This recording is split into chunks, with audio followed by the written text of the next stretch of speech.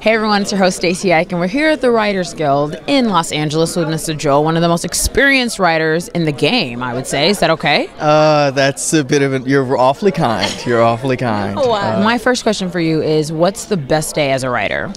The best day as a writer when you feel a story comes together. Okay. When you feel the story has begun to write itself. Okay. You know, it's like a drug. Time stops, and next thing you know, the sun has gone down, and you have a work that you feel can stand for itself. I love that. Okay, so what about the worst day? The worst day is pretty much the opposite of that, where the sun still goes down and you don't know where you are in your story, and you feel like the story is not going to come together. But you hopefully maintain a certain level of faith that tomorrow's a new day, and with new day come new possibilities.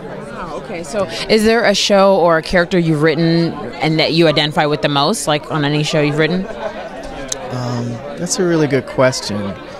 That I identify with the most. It's almost like it's almost like living within that moment. So every time I'm on a show, there is a character that, no matter how awkward it might be at the beginning of writing on the show, you get closer and you get closer, and at some point you become one with that character, and it lasts for the duration of the show. And then when you're done, you're like on to the next thing. So I have a bit of a mercenary attitude about it, I guess. And it's crazy because you talked about a lot of the honesty that goes on in the writer's room, which I did not realize. You're telling your true stories. How does that feel sometimes? How do you dabble into that every day? Well, if you're with a great group, which I've been fortunate enough to be with a lot of great groups, it can be very easy and be very fluid, because they're understanding.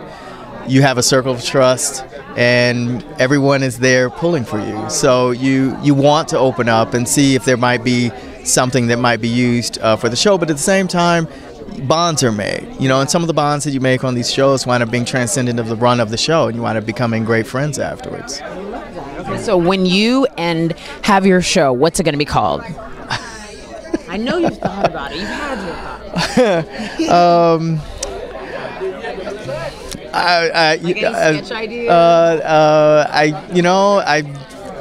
I sort of don't like talking about things until they're locked, loaded, and done. Okay. So it's just totally ready to shoot. Yeah. Okay. Do you have a style of writing that you prefer? Comedy, dramatic? It's difficult for me to write drama without having some elements of humor in there. Mm-hmm. I think that they're all strict disciplines, but the fluidity now with where TV is now as opposed to where it was about 20 or 30 years ago, dramas can be funny, right, and comedies can be serious. So I like to think that I have a good range to accommodate both. That's an amazing point, and very, very true. And last but not least, what was your favorite show growing up? My favorite show growing up,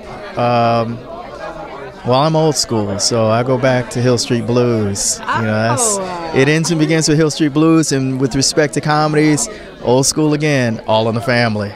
You know, All in the Family. And that's, yeah. You know. Thank you so much for joining us. Hopefully it was painless, easy enough. Well, you made it easy. Great. Thank you so much. You're so welcome. Thank you so much.